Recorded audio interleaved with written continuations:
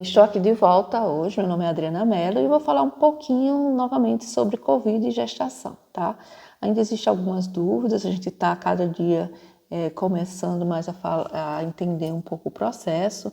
A gente fica um pouco ainda aflita porque há pouco mais de 4 anos o Brasil vivenciou uma situação que foi o Zika vírus, que no começo, quando o vírus chegou no Brasil também, a gente não valorizou muito essa parte de transmissão vertical e de complicações para a mãe e para o feto. Um tempo depois, a gente viu que a face mais difícil e mais triste da doença ainda estaria por acontecer, que eram os casos de microcefalia e de zika congênita, porque o vírus conseguia atravessar a placenta e infectar o feto. A gente no começo, em relação ao Covid, quando a preocupação era a malformação congênita, a gente ficou relativamente tranquilo. Por quê? Porque na realidade, cada vírus ele precisa de uma fechadura. O vírus é uma chave que precisa de uma fechadura para poder entrar dentro de cada célula. A fechadura, no caso do Zika, ela era relativamente frequente na placenta. Isso fez com que o vírus passasse de maneira muito fácil em alguns bebês, da placenta para o feto. Mas no caso do Covid, tinha duas coisas que nos deixavam tranquilos. Primeiro, que é um vírus respiratório, então teoricamente a quantidade, se atingisse o sangue, esse vírus, a quantidade de vírus seria muito pequena. E a outra suspeita, a chave que é necessária para que o vírus Covid entre nas células, é muito raro, ela é pouco frequente na placenta.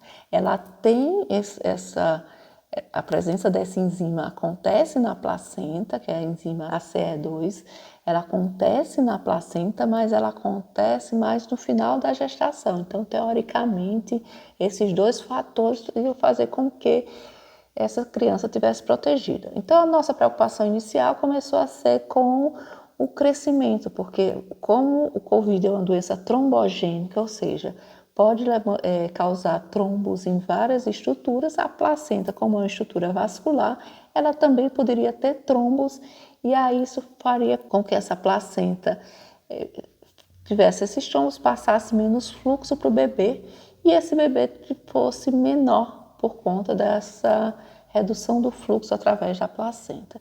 Isso foi demonstrado em alguns estudos, tá? Principalmente quando as mães tinham Covid não tão perto do bebê nascer, mas com poucas repercussões sobre o feto. Depois começou a ser publicado alguns casos de fetos nascendo com IgM positivo, GG positivo e até com PCR positivo, que é o exame que detecta realmente o vírus.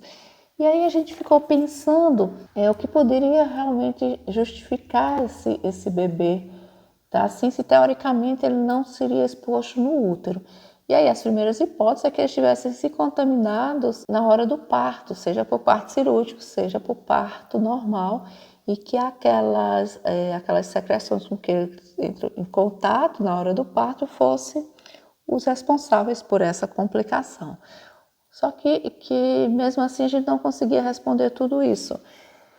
Então, até que um artigo publicado no final do mês de maio mudou o que a gente entendia até agora, um artigo francês.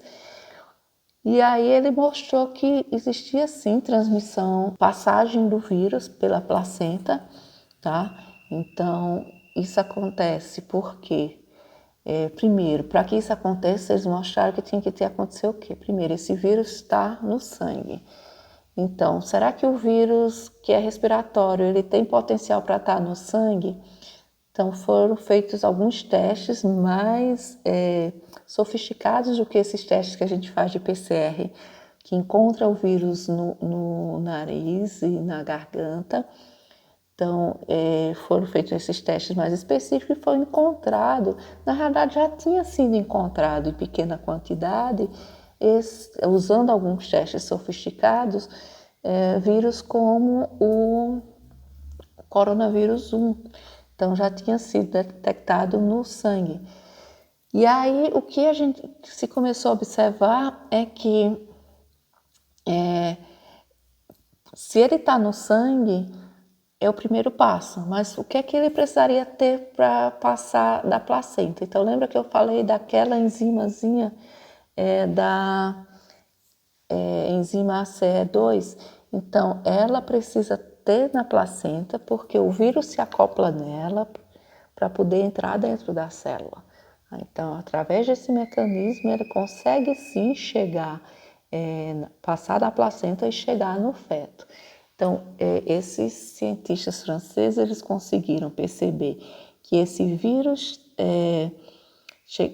chegou no sangue, esse vírus se acoplou a essa placenta, que apesar de não da placenta não ter receptores dessa enzima em grande quantidade, ela tem sim na placenta, principalmente no final da gravidez, e esse vírus pode sim se acoplar a esse receptor e ele entrar dentro dessa célula. Então, esse artigo que eu estou mostrando aí, que é um artigo francês, ele mostrou que atravessa, e esse vírus chegou quando eles fizeram, detectaram no sangue da mãe. A mãe foi uma mulher que foi estava com Covid, estava evoluindo relativamente bem, e de repente, na monitorização do feto, viu que o feto tinha uma bradicardia, ou seja, a frequência cardíaca do bebê começou a reduzir, se decidiu por uma cesárea, porque já estava com 35 semanas. Quando foi feita a cesárea, antes de furar a bolsa, se coletou líquido amniótico, coletou também sangue do cordão do bebê, e coletou a placenta, e quando foi feito o estudo, encontraram o vírus não apenas no sangue materno, como encontraram no sangue do bebê, no líquido amniótico e na placenta, mostrando que esse vírus fez esse caminho.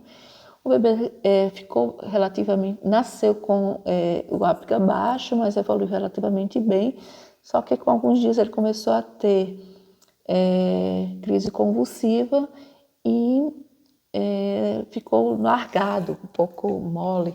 E aí foi feita uma ressonância, que foi onde foi visto a presença de lesões cerebrais pelo vírus. Então, antes a gente tinha visto presença de pneumonia em recém-nascidos, provavelmente por essa via que ninguém sabia ainda que existia, e agora a gente viu a presença de crises convulsivas. Ah, isso é grave? Essa criança saiu bem, a gente vai precisar esperar para ver como é que ela vai evoluir. Mas tem que ficar atenta a essa via de transmissão, tá? Porque isso pode acontecer, pode ter o vírus na criança, esse vírus pode chegar até o cérebro, pode chegar até o pulmão, e a gente pode ter algumas consequências. Então, depende da quantidade de vírus que atinge o feto. Então, isso provavelmente vai depender da quantidade de vírus que essa mãe tem, vai depender da quantidade de receptores que essa placenta tem dessa enzima, vai depender da quantidade de vírus que chega ao feto, para poder a gente saber qual vai ser o nível dessa lesão, tá?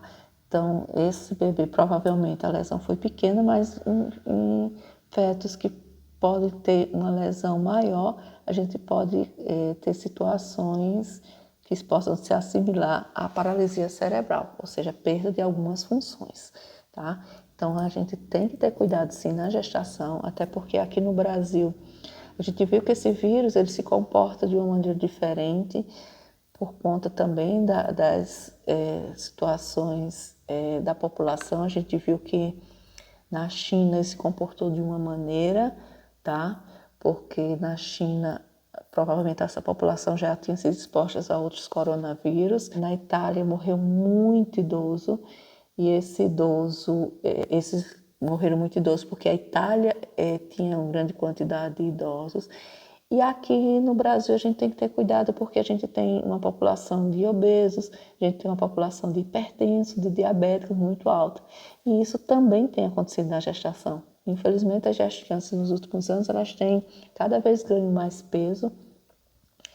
E a gente sabe que talvez um dos fatores que aumenta esses receptores é justamente fatores como obesidade, hipertensão, pode aumentar a quantidade desses receptores. Então, um alerta que a gente faz é que a grávida ela tem que se cuidar, porque além desse risco para o bebê, existe um risco maior para as grávidas. Aqui no Brasil, a gente tem acompanhado um aumento muito grande da mortalidade materna, com muitas grávidas tendo a forma grave da doença. Mais de 50 grávidas já morreram no Brasil. Inclusive, já escreveu um artigo, está escrevendo um segundo artigo detalhando essas mortes. A maioria dessas mulheres eram hipertensas e obesas, então a gente tem que estar atenta, tá? Mas o que é bem importante é que a mulher ela se proteja se ela está grávida. Inclusive, ela é considerada hoje do grupo de risco e tem todo o direito de ficar em casa, não trabalhar, mas é proteção real. E que esse recém-nascido também seja protegido, evitando as visitas, evitando aglomerações perto do parto e pós-parto, tá, gente? Cuide-se para que a gente tenha sempre bebês saudáveis e que a gente não vivencie dias difíceis. Esse é o caminho.